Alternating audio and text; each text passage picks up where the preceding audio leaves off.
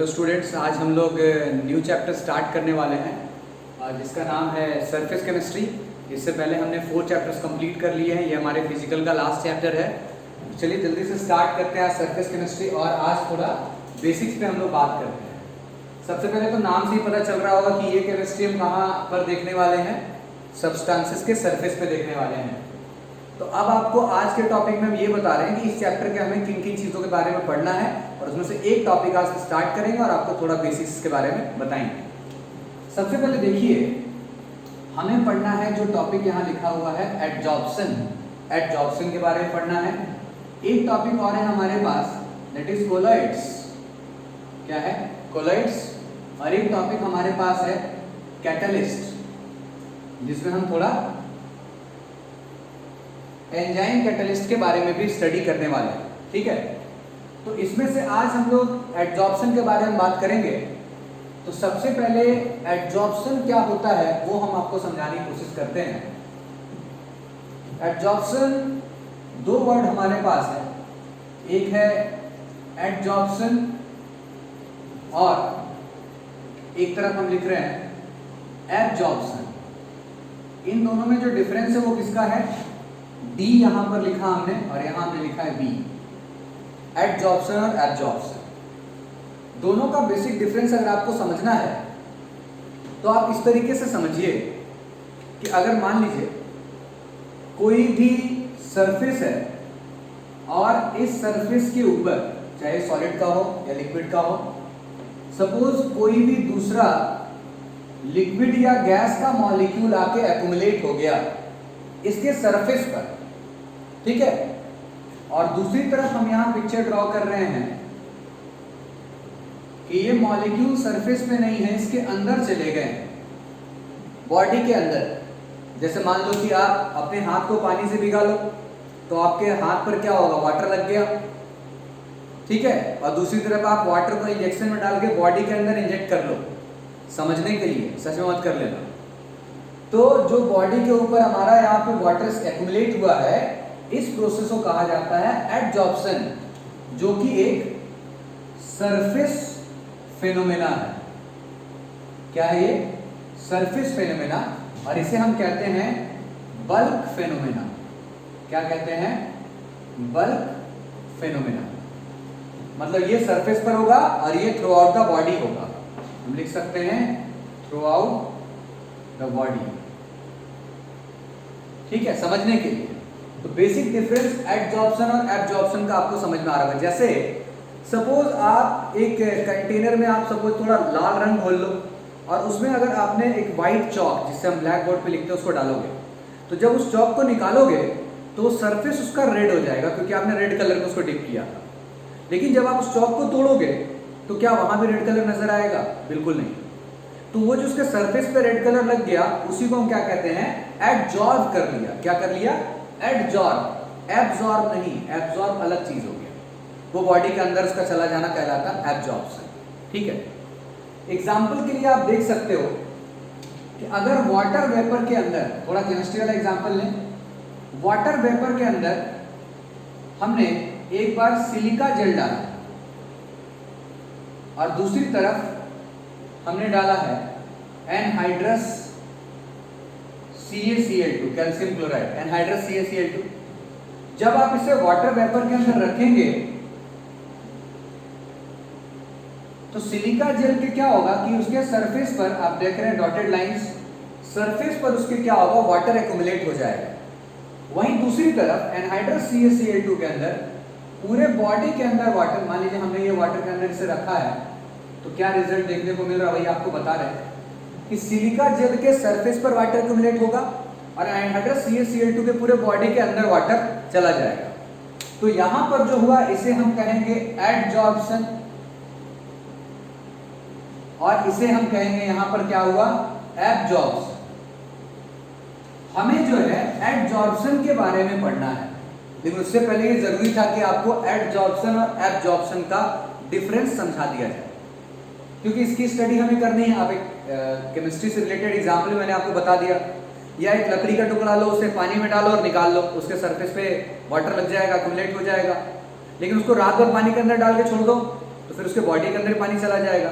तुरंत डाल के तुरंत निकाला, एडजॉर्प्शन, डाल के रात भर छोड़ दिया, एब्जॉर्ब कर लिया।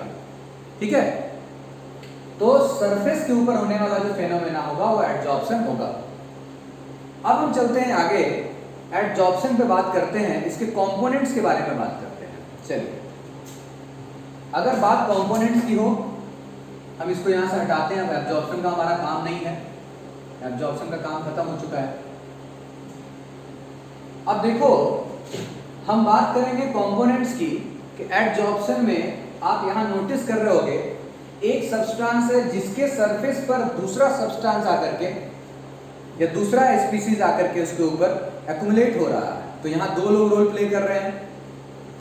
तो अगर हम एडजॉर्प्शन का कंपोनेंट्स लिखें तो हम एक बार लिखेंगे एडजॉर्बेंट और एक बार हम लिखेंगे एडजॉर्बेट। जरा आपको याद करवाते हैं, याद होगा कि सॉल्यूशन का भी दो कंपोनेंट होता है, एक होता है सॉल्वेंट और एक क्या होता है, सॉल्यूट। सॉल्वेंट कौन होता है? सिंपल लैंग्वेज, जिसमें कुछ आके घुल जाए या जिसमें हम घोलते हैं। बड़ा रोल कौन प्ले करता है? सॉल्वेंट। उसी तरीके से यहां बड़ा रोल कौन प्ले कर रहा है? सोच के देखिए, जिसके सरफेस पर आकर के मॉलिक्यूलर स्पीसीज एक्युमुलेट हो रहा है, चाहे वो लिक्विड हो चाहे वो गैस हो, आके एक्युमुलेट हो रहा है, जमा हो रहा है। एक्युमुलेशन मतलब जमा होना। तो बड़ा रोल यहाँ सॉल्वेंट प्ले करता है, वहां बड़ा रोल कौन प्ले करेगा? एडजॉर्बेंट। नाम में देखिए ENT, थोड़ा एक जैसा सुनने में भी लग रहा है। तो एडजॉर्बेंट कौन होगा? Surface on which adsorption takes place. वो सरफेस जिसके ऊपर एडजॉर्प्शन होगा वो कहलाएगा एडजॉर्बेंट। और जिस तरह यहाँ सॉल्यूट था उस तरीके से वहां कौन होगा? एडजॉर्बेट। जैसे मान लीजिए कि ये लकड़ी का टुकड़ा है और इसके ऊपर ये वाटर का मॉलिक्यूल आके एक्युमुलेट हुआ है, हमने इसे पानी में डाला, तो ये किसका काम करेगा? एडजॉर्बेंट का। और वाटर किसका काम करेगा? एडजॉर्बेट का। तो एडजॉर्बेट कौन होगा? द मॉलिक्यूलर स्पीसीज या the species accumulated on the surface of adsorbent। जो स्पीसीज एडजॉर्बेंट के सरफेस पर एक्युमुलेट होता है, जमा होता है आकर के, उसे हम क्या नाम देंगे? एडजॉर्बेट। तो अब आप यहां से एडजॉर्प्शन सरफेस फेनोमेना है, इसमें अट्रैक्शन हो रहा है किसके किसके बीच में? एडजॉर्बेट और एडजॉर्बेंट के बीच में, एडजॉर्बेंट और एडजॉर्बेट के बीच में। आई होप कि आपको एडजॉर्प्शन और एब्जॉर्प्शन का डिफरेंस समझ में आ गया और इसके दो कंपोनेंट्स हैं, ये दोनों भी समझ में आ गए। एक बार स्क्रीनशॉट लीजिए, हम इसको हटाते हैं और फिर आगे की बात करते हैं।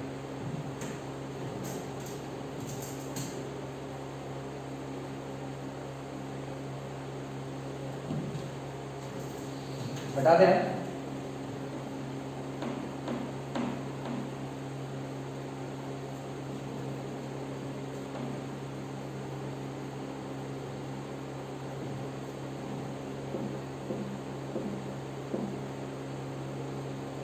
अब यहां पर एक बहुत ही इंपॉर्टेंट टॉपिक पर डिस्कशन होगा, उस पर भी जरा ध्यान दीजिए। जैसे अगर समझने के लिए बात होता है, मान लीजिए कि एक कंटेनर है और इसके अंदर हमने चारकोल का टुकड़ा डाल दिया। चारकोल आप समझते हैं ना? जैसे मान लीजिए आपको लकड़ी का चारकोल, लकड़ी से चारकोल बनाना है, तो लकड़ी को क्या करना होगा? आपको एब्सेंस ऑफ एयर में हीट करना होगा। एब्सेंस ऑफ एयर माने ऑक्सीजन का प्रेजेंस नहीं होना चाहिए। वहां अगर आप हीट करेंगे तो उसके अंदर जो भी बेकार चीज है वो सब बाहर, और जो बचेगा वो क्या होगा? Pure charcoal. अगर आप एक चारकोल का टुकड़ा डालते हैं और इसके अंदर मान लीजिए कि आपने कार्बन डाइऑक्साइड गैस डाला, तो चारकोल के टुकड़े की टेंडेंसी होती है कि ये एड्सॉर्ब करता है। क्या करता है? एड्सॉर्ब। तो यहाँ पर कार्बन डाइऑक्साइड का आना और कार्बन डाइऑक्साइड का जाना दोनों लगा रहेगा। मतलब इसके ऊपर CO2 का मॉलिक्यूल आके चिपकेगा, बैठेगा फिर चला जाएगा, बैठेगा फिर चला जाएगा। ऐसा नहीं कि यहीं बैठा रह जाएगा। ठीक है, और भी आगे बात है, धीरे धीरे समझते जाइए। तो ये CO2 का मॉलिक्यूल इस चारकोल के टुकड़े पे आकर के सट गया। चिपक गया, या यूं कहिए एड्सॉर्ब हो गया केमिकल लैंग्वेज में बोले तो। सवाल है कि बिना फोर्स ऑफ अट्रैक्शन के तो कुछ हुआ नहीं होगा। तो अब हमें इसी के बारे में जानना है कि कौन सा फोर्स ऑफ अट्रैक्शन है, वो कैसे फोर्स ऑफ अट्रैक्शन है जिनके रीजन से यहाँ पर एड्सॉर्बेंट और एड्सॉर्बेट, एड्सॉर्बेंट कौन हुआ यहाँ पे चारकोल, और एड्सॉर्बेट कौन हुआ कार्बन डाइऑक्साइड। हाँ, अगर हम प्रेशर बढ़ा देंगे तो ज्यादा एक्यूमुलेशन होगा, अगर हम प्रेशर कम कर देंगे तो कम एक्यूमुलेशन होगा, इसके ऊपर कम जमा होगा इसके ऊपर कार्बन डाइऑक्साइड। अब हमें ये जानना है कि किस टाइप का फोर्स ऑफ अट्रैक्शन यहाँ काम करता है, अब हमें उसके बारे में जानना है। तो हम आपको बताना चाहते हैं कि यहाँ पे दो तरह का जो फोर्स है, एक तो वीक फोर्स काम करेगा और एक थोड़ा स्ट्रॉन्ग फोर्स काम करेगा। वीक फोर्स में कौन होगा, वैंडर वाल फोर्स ऑफ अट्रैक्शन, और यहां पर कोवैलेंट बॉन्ड और या फिर कोऑर्डिनेट बॉन्ड भी कह सकते हैं। एक बार आइए आपको फिर से ब्रीफली याद दिला दें जल्दी से। वैंडर वाल फोर्स तो बहुत टाइप के होते हैं, लेकिन वीक फोर्स ऑफ अट्रैक्शन मतलब यहां कोई स्पेशल बॉन्डिंग नहीं है, मतलब कार्बन डाइऑक्साइड और चारकोल के बीच में कोई बॉन्ड डेवलप नहीं हो जा रहा, बस फोर्स ऑफ अट्रैक्शन है जिसके कारण वो वहां से एक्युमुलेट हो रहा है। वैन डेर वाल फोर्स में जैसे आप मानिए, याद होगा आपको कि ये HCl का मॉलिक्यूल, ये भी HCl का मॉलिक्यूल, ये दोनों अपने आप में सेटिस्फाइड मॉलिक्यूल है, फिर भी ये उसके साथ क्यों रहता है, याद कीजिए क्लोरीन ज्यादा इलेक्ट्रोनेगेटिव है, तो क्लोरीन जो होगा वो शेयर्ड पेयर ऑफ इलेक्ट्रॉन्स को अपनी तरफ खींचेगा, इसके कारण इसके ऊपर स्लाइटली नेगेटिव चार्ज, यहाँ स्लाइटली पॉजिटिव, यहाँ स्लाइटली पॉजिटिव, यहाँ स्लाइटली नेगेटिव। अब यहाँ स्लाइटली नेगेटिव है, यहाँ स्लाइटली पॉजिटिव है, तो इस हाइड्रोजन क्लोरीन के बीच में एक फोर्स ऑफ अट्रैक्शन डेवलप होगा और ये डाइपोल कहलाते हैं। देखिए ये है ना, दो पोल है, positive pole negative pole, positive pole negative pole, तो ये फोर्स ऑफ अट्रैक्शन क्या कहलाता है, डाइपोल डाइपोल। लेकिन यहाँ कोई भी special force of attraction develop नहीं हुआ, कहने का मतलब कोई बॉन्डिंग नहीं हुई, लेकिन फिर भी थोड़ा मोड़ा हल्का फुल्का फोर्स ऑफ अट्रैक्शन है, और इसी रीजन से एक मॉलिक्यूल दूसरे मॉलिक्यूल के साथ। आप फिर ये सोचिए, मान लीजिए कि आपने ब्रोमीन को वाटर के अंदर डिसॉल्व कर दिया, तो ब्रोमीन वाटर के अंदर क्यों डिसॉल्व होगा, कुछ तो रीजन होगा, मिक्स होने के लिए कोई ना कोई फोर्स ऑफ अट्रैक्शन तो होना चाहिए। तो ये ऑक्सीजन है, ज्यादा इलेक्ट्रोनेगेटिव है, स्लाइटली नेगेटिव, और यहाँ पर स्लाइटली पॉजिटिव चार्ज डेवलप हो रहा है, मतलब यहाँ पर ऑलरेडी डाइपोल है जिसको हम परमानेंट डाइपोल कहते हैं। जैसे यहाँ परमानेंट डाइपोल, यहाँ परमानेंट डाइपोल, ये हमेशा रहता है, ये भी परमानेंट डाइपोल है। अब आप यहाँ देखिए, ब्रोमीन में तो कोई डाइपोल नहीं है पहले से, लेकिन यहाँ पर स्लाइटली पॉजिटिव चार्ज आने के कारण ये पॉजिटिव चार्ज ब्रोमीन के इलेक्ट्रॉन्स को अपनी तरफ क्या करेगा, अट्रैक्ट करेगा, और अट्रैक्ट करने के कारण बहुत फ्रैक्शन ऑफ सेकंड के लिए भी अगर सारे इलेक्ट्रॉन घूमते फिरते इस तरफ आ गए, मतलब जो है ना नेगेटिव चार्ज अगर इधर आ गया, तो हम क्या कहेंगे कि इधर थोड़ी देर के लिए स्लाइटली नेगेटिव चार्ज डेवलप हो गया, और जैसे ही यहाँ स्लाइटली नेगेटिव चार्ज डेवलप होगा, यहाँ कैसा चार्ज डेवलप होगा, स्लाइटली पॉजिटिव, तो हम क्या कहेंगे कि ये तो परमानेंट डाइपोल था, और इस डाइपोल के कारण यहाँ पर क्या हुआ, इंड्यूस्ड डाइपोल। ये पॉजिटिव चार्ज इलेक्ट्रॉन अट्रैक्ट किया, इलेक्ट्रॉन उधर गए, यहां भी स्लाइटली नेगेटिव कुछ समय के लिए, फिर इन दोनों के बीच में जो फोर्स ऑफ अट्रैक्शन डेवलप होगा उसका नाम भी आप जानते ही होंगे, dipole, induced dipole. Induced dipole का मतलब कि इस डाइपोल के कारण ये डाइपोल बना, इसलिए हमने इसका नाम क्या लिखा, इंड्यूस्ड या इंस्टेंटेनियस डाइपोल भी कहते हैं। तो यहां भी जो फोर्स ऑफ अट्रैक्शन है, ये भी किस टाइप का फोर्स ऑफ अट्रैक्शन है, वैन डेर वाल। ये भी कैसा है, वैन डेर वाल। जो नॉन पोलर मॉलिक्यूल्स में फोर्स ऑफ अट्रैक्शन होता है वो भी क्या होता है, van der Waals. Inert gases के बीच में भी वैन डेर वाल, जिसको हम वीक लंदन फोर्सेस बोलते हैं, आपको सॉलिड स्टेट में पढ़ाया मैंने। तो एक तो इस तरीके का फोर्स ऑफ अट्रैक्शन हो सकता है, वीक बॉन्ड, और स्ट्रॉन्ग बॉन्ड में कोवेलेंट बॉन्ड, जैसे मान लीजिए ए के पास एक इलेक्ट्रॉन, बी के पास भी एक इलेक्ट्रॉन, दोनों ने अपना अपना इलेक्ट्रॉन बीच में रख दिया, जिसको हम कहते हैं म्यूचुअल शेयरिंग। क्या कहते हैं, म्यूचुअल शेयरिंग। तो ए और बी के बीच में क्या बन गया, बॉन्ड, और ये जो बॉन्ड है, ये कौन सा बॉन्ड है, कोवेलेंट बॉन्ड। इस तरीके से अगर ए के पास 2 इलेक्ट्रॉन है, बी के पास कुछ भी नहीं है, ए ने दोनों इलेक्ट्रॉन्स बीच में रख दिए, माने ए ने बी की मदद की, तो यहाँ जो बॉन्ड बनेगा दोनों के बीच में वो कौन सा बॉन्ड होगा? Coordinate bond. मतलब ए ने बी की सहायता की, अपना दोनों इलेक्ट्रॉन बीच में रख दिया, इसका तुम भी फायदा उठाओ, इसका हम भी उठाएंगे, तो ये कौन सा बॉन्ड हो गया? Coordinate bond. तो आप ये समझ रहे हैं कि अगर एडजॉर्प्शन हो रहा है तो then there must be some force of attraction present between adsorbent and adsorbate. इन दोनों के बीच में कोई ना कोई फोर्स ऑफ अट्रैक्शन तो डेफिनेटली होगा, तो वो वीक फोर्स भी हो सकता है, वो स्ट्रॉन्ग फोर्स भी हो सकता है। अब इसी बेसिस पे हमें जो पढ़ना है उसके बारे में बात करते हैं। हमें पढ़ना है, आप देखिए जब स्ट्रॉन्ग फोर्स ऑफ अट्रैक्शन होता है तो इसका नाम रखा गया है केमिकल एडजॉर्प्शन, क्योंकि ये तभी होगा जब कोई बॉन्ड डेवलप होगा, और वीक फोर्स जब होगा तो हम वहां पे क्या कहेंगे? Physical adsorption. यहां फिजिकल एडजॉर्प्शन नाम देंगे, यहां केमिकल एडजॉर्प्शन नाम देंगे। इसी को शॉर्ट में आप देखेंगे बहुत जगह फिजिजॉर्प्शन लिखा हुआ है, तो कंफ्यूज नहीं होना, फिजिजॉर्प्शन भी यही है, और इसको क्या लिखा रहेगा? केमिजॉर्प्शन।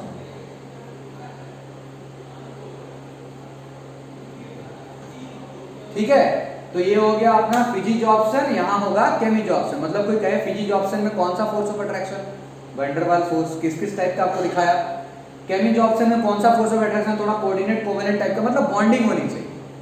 अब आप ये जानते हैं ना कि जब कभी भी बॉन्ड बनता है तो उसमें हीट क्या होती है? रिलीज होती है ना? हीट उसमें क्या होती है? रिलीज होती है। तो कैसा भी फोर्स ऑफ अट्रैक्शन होगा, हीट रिलीज होगा, और अगर हीट रिलीज होगा तो एक बात तो क्लियर हो गया कि जो एडजॉर्प्शन का प्रोसेस है, जो एडजॉर्प्शन का प्रोसेस है वो कैसा है? एक्सोथर्मिक। एडजॉर्प्शन का प्रोसेस कैसा होता है? एक्सोथर्मिक, मतलब delta H is less than 0। ये बात दिमाग में बिठा लीजिए, क्योंकि एडजॉर्प्शन तभी होगा जब अट्रैक्शन होगा, चाहे फोर्स ऑफ अट्रैक्शन स्ट्रांग हो चाहे वीक हो, लेकिन अट्रैक्शन होगा, इसमें हीट रिलीज होगा, तभी मॉलिक्यूल की एनर्जी कम होगी। मॉलिक्यूल की एनर्जी कम होगी तो स्टेबिलिटी बढ़ेगी। अब आप ये सोचिए कि ज्यादा एनर्जी किस में रिलीज होगा, ज्यादा हीट किस में रिलीज होगा? जब वीक फोर्स ऑफ अट्रैक्शन होगा या जब स्ट्रॉन्ग फोर्स ऑफ अट्रैक्शन होगा? डेफिनेटली फोर्स ऑफ अट्रैक्शन ज्यादा होगा, बॉन्ड बनेगा तो हीट ज्यादा रिलीज होगा। तो इस तरीके से आप दोनों के बीच में कुछ कुछ डिफरेंस लिख सकते हैं। जैसे मान लीजिए कि एक तरफ अगर आप फिजिजॉर्प्शन लिखेंगे, एक तरफ आप केमिजॉर्प्शन लिखेंगे, तो आप दोनों के बीच में कुछ कुछ डिफरेंस कह सकते हैं। कैसे? पहला डिफरेंस तो आपको यहीं पे दिख गया कि भैया पहला पॉइंट यहाँ ये वैन डर वाल फोर्स काम कर रहा है ना, और यहाँ पर केमिकल बॉन्डिंग हो रही है, केमिकल बॉन्डिंग हो रही है। यहाँ पे केमिकल बॉन्डिंग किसी भी तरह का हो सकता है, इट में भी कोऑर्डिनेट कोवेलेंट कुछ भी हो सकता है। दूसरा पॉइंट आप कह सकते हैं कि यहाँ जो हीट रिलीज होगा वो लेस होगा। लेस क्यों होगा? क्योंकि यहाँ पे फोर्स ऑफ अट्रैक्शन उतना ज्यादा स्ट्रांग नहीं है। यहाँ जो हीट रिलीज होगा, यहाँ मोर अमाउंट में हीट रिलीज होगा, मोर अमाउंट में हीट रिलीज। ठीक है ना? मोर अमाउंट हीट रिलीज होगा यहाँ। और क्या हो सकता है ये आप सोचिए, और क्या पॉइंट हो सकता है? हम कह सकते हैं कि ये जो फिजिजॉर्प्शन होता है, फिजिजॉर्प्शन को आप आसानी से रिवर्स कर सकते हैं। जैसे मान लीजिए कि आप एक चेयर पर बैठे हैं, तो ऐसा थोड़ी नहीं कि आप चेयर के साथ चिपक गए। तो हम लोग तो एक कॉमन इंसान, नॉर्मल इंसान, तो हमारा चेयर पे बैठना फिजिजॉर्प्शन है। लेकिन जो भाई मुख्यमंत्री की कुर्सी है, उसने बहुत मेहनत किया, अब वो 5 साल नहीं छोड़ेंगे, तो एक एग्जांपल समझिए कि वो केमिकल एडजॉर्प्शन है और हमारा किसी चेयर पे बैठ जाना फिजिकल एडजॉर्प्शन है। मतलब हमारा उठ के जाना पॉसिबल है, मतलब फिजिजॉर्प्शन रिवर्सिबल प्रोसेस है, रिवर्सिबल प्रोसेस। ठीक है, कैसा प्रोसेस है? रिवर्सिबल। और ये कैसा प्रोसेस है? It is irreversible. ठीक है, अब एक और पॉइंट आप बात करते हैं। देखिए, आपको ये पता होगा कि रिएक्शन होने के लिए मॉलिक्यूल्स की एनर्जी एक्टिवेशन एनर्जी तक पहुंचनी चाहिए। तो यहां तो कोई स्पेशल बॉन्ड बनाना नहीं है, तो एक्टिवेशन एनर्जी जो होगा, मतलब बॉन्ड बनाने के लिए जो एक्टिवेशन एनर्जी की रिक्वायरमेंट होगी वो बहुत कम होगा। लेकिन यहाँ तो बॉन्ड फॉर्म करना है, तो जब तक ए और बी का मॉलिक्यूल एक्टिवेशन एनर्जी के हाइट तक नहीं पहुंचेगा, जैसा कि आपको कैटलिस्ट में पढ़ाया गया है, जब आपको ब्रीफली मैंने कैटलिस्ट एक बार बताया था केमिकल काइनेटिक्स के अंदर, तो वहां पे आप देख रहे होंगे कि जो एक्टिवेशन एनर्जी लगेगी बॉन्ड बनाने में वो बहुत ज्यादा लगेगी जब केमिकल बॉन्डिंग होना होगा तब। मतलब बॉन्ड जब इस तरीके का बनेगा तो उसमें एक्टिवेशन एनर्जी ज़्यादा यूज होगी, और इस तरह के बॉन्ड में एक्टिवेशन एनर्जी कम यूज होगी। तो हम कह सकते हैं कि यहां पर क्या होता है, लो एक्टिवेशन एनर्जी रिक्वायर्ड, और यहां क्या कह सकते हैं, हाई एक्टिवेशन एनर्जी रिक्वायर्ड। ठीक है, ये 4 पॉइंट हो गया हमारे पास। और भी पॉइंट्स हैं, जैसे एक और पॉइंट आपको बताते हैं कि ये वाला जो होता है ना फिजिकल एड्जॉर्प्शन, ये वाला बिल्कुल नॉन स्पेसिफिक होता है। नॉन स्पेसिफिक मतलब कोई भी आएगा कोई भी जाएगा, कोई स्पेशल बात यहाँ पे नहीं है। मतलब मेरे चेयर पे कोई भी बैठ जाएगा, एक बेंच लगा है जहाँ पे स्टूडेंट्स को बैठना है, तो एक हटेगा तो वहाँ दूसरा बैठ सकता है, वहाँ कोई स्पेशल बात होने वाली नहीं है, क्योंकि बहुत ज्यादा स्ट्रॉन्ग फोर्स ऑफ अट्रैक्शन वहाँ पे नहीं है। ठीक है, जबकि यहाँ दूसरी तरफ क्या है, वेरी स्पेसिफिक। वेरी स्पेसिफिक, आपको पता होगा कि कोई किसी से यूं ही रिएक्ट नहीं कर जाता, यूं ही बॉन्ड नहीं बना लेता। बॉन्ड बनाने के लिए स्पेशल कंडीशंस होते हैं। मॉलिक्यूल्स की एनर्जी प्रॉपर होनी चाहिए बॉन्ड बनाने के लिए, मॉलिक्यूल्स का ओरिएंटेशन प्रॉपर होना चाहिए बॉन्ड बनाने के लिए। दो मॉलिक्यूल्स को जैसे टकराना है बिल्कुल वैसे ही टकराना पड़ेगा एक ही टाइम पर, केमिकल काइनेटिक्स में आपको बताया। तो अगर यहाँ बॉन्ड बनाना है तो ये तो स्पेसिफिक हो गया नेचर में, कि अगर ऐसा सिचुएशन नहीं होगा तो बॉन्ड ही नहीं बनेगा। लेकिन यहाँ वैसा कुछ ज्यादा खास सिचुएशन नहीं है, इसलिए ये नॉन स्पेसिफिक इन नेचर होगा, और जो केमिक ऑप्शन होगा वो वेरी स्पेसिफिक इन नेचर होगा। ठीक है, अब एक और चीज लास्ट पॉइंट आपको बोल लेते हैं, रिवर्सिबल आपको बता दिया। अच्छा, एक और बात कर लेते हैं, पॉइंट नंबर 6 फिजी ऑप्शन के अंदर, और पॉइंट नंबर 6 केमिक ऑप्शन के अंदर। हम बात ऐसा कर लेते हैं कि जो फिजिज ऑप्शन होता है वो मल्टी लेयरर हो सकता है। मल्टी लेयरर का मतलब कि ये एक लेयर इसके ऊपर बैठा हुआ है, ये दूसरा लेयर इसके ऊपर आके बैठ गया। जबकि केमिक ऑप्शन के अंदर मॉलिक्यूल्स अंदर थोड़े थोड़े चले गए, क्योंकि बॉन्डिंग हो गई है। देखो यहाँ बॉन्डिंग हो गई है, अंदर चला गया थोड़ा सा। अब जब तक ये हटेगा नहीं तब तक दूसरा कोई बॉन्डिंग कर नहीं पाएगा। तो केमिक ऑप्शन जो होगा वो नॉन मल्टी लेयरर होगा, नॉन मल्टी लेयरर। और ये क्या होगा, मल्टी लेयर। और लास्ट पॉइंट, तुम एग्जांपल डाल सकते हो कि एग्जांपल में क्या डालोगे, ये चारकोल वाला एग्जांपल डाल दो फिजिज ऑप्शन के अंदर। मतलब एडजॉर्प्शन ऑफ CO2, मतलब तुमने चारकोल को ले जाकर रख दिया एयर में, तो अगर तुम एयर में रख दोगे तो फिर तो वहां पर कुछ भी उसके ऊपर आके बैठ सकता है, H2O2 N2 कुछ भी आके उसके ऊपर बैठ गया, आया बैठा गया, मतलब फिजिकल एडजॉर्प्शन हुआ। लेकिन केमिक ऑप्शन के अंदर आप एग्जांपल में डाल सकते हो H2 ऑन पैलेडियम और platinum surface. Class 11 organic chemistry में ये देखने को मिला था, इस बार भी मिलेगा देखने को, जब हम अल्कीन से अल्केन बना रहे थे, हाइड्रोजिनेशन प्रोसेस। तो आपको समझ में आ गया। 7 पॉइंट पर आप इसका एग्जांपल लिख सकते हो, 7 पॉइंट पर आप इसका भी एग्जांपल लिख सकते हो। तो ये आपके पास मैंने डिस्कस किया एडजॉर्प्शन का पहला वीडियो, जहां पर हमने डिस्कस, देखो एडजॉर्प्शन बहुत ही इंपॉर्टेंट प्रोसेस है, बहुत ही अच्छा प्रोसेस है। इसके थ्रू इसका यूज भी काफी है। पुराने टाइम में तो आप समझो कि आज रिफाइनरी सिस्टम स्ट्रांग हो गई है। जैसे चीनी तुम देखते हो ना, तो चीनी तो पूरा व्हाइट होता है, जबकि वो गन्ने के रस से बनता है, और गन्ना का रस थोड़ा ग्रीनिश होता है। पहले क्या करता था कि वो थोड़ा सा वियर्ड है, बट जानवर का जो हड्डी होता है ना, उससे चारकोल बना करके उसको थोड़ा जला वला करके, और उस चारकोल के टुकड़े को ना गन्ने के रस में डाल दिया गया। और डालने के बाद क्या होता है, उसमें जितना भी कलर्ड सब्सटेंस होता है वो सबको एब्जॉर्ब कर लेता है, और गन्ना का रस जो है वो एकदम फ्रेश व्हाइट कलर का हो जाता है, जिससे फिर बाद में फर्दर प्रोसीजर लगा करके उससे शुगर बनाया जाता है। ठीक है, तो यही काम किया जाता है, अभी भी कहीं कहीं किया ही जाता होगा जहाँ पे ज़्यादा रिलेटिव नहीं है मशीनों की। तो ये हमारा जो एडजॉर्प्शन का प्रोसेस है बहुत ही इंपॉर्टेंट है। अगले वीडियो लेक्चर में हम इसी के आगे के टॉपिक के साथ मिलेंगे, लेकिन अगले वीडियो लेक्चर को सुनने से पहले, पढ़ने से पहले आपको आज का पूरा अच्छे से कमांड में होना चाहिए। तो आई होप कि आपको आज चीज़ें समझ में आ गई होंगी, क्योंकि हमने यहाँ पर जो भी डिस्कशन किया है, ये फिजिक्स ऑप्शन हो या केमिक ऑप्शन हो, सबका डिटेल हमने आपको समझा दिया। तो आई होप कि आपको चीज़ें समझ में आ गई होंगी। आप इसको एक बार पढ़िए अपने नोट्स कॉपी से और बुक से पढ़िए, और हम लोग फिर अगले वीडियो लेक्चर मिलेंगे नेक्स्ट टॉपिक के साथ। Okay, thank you.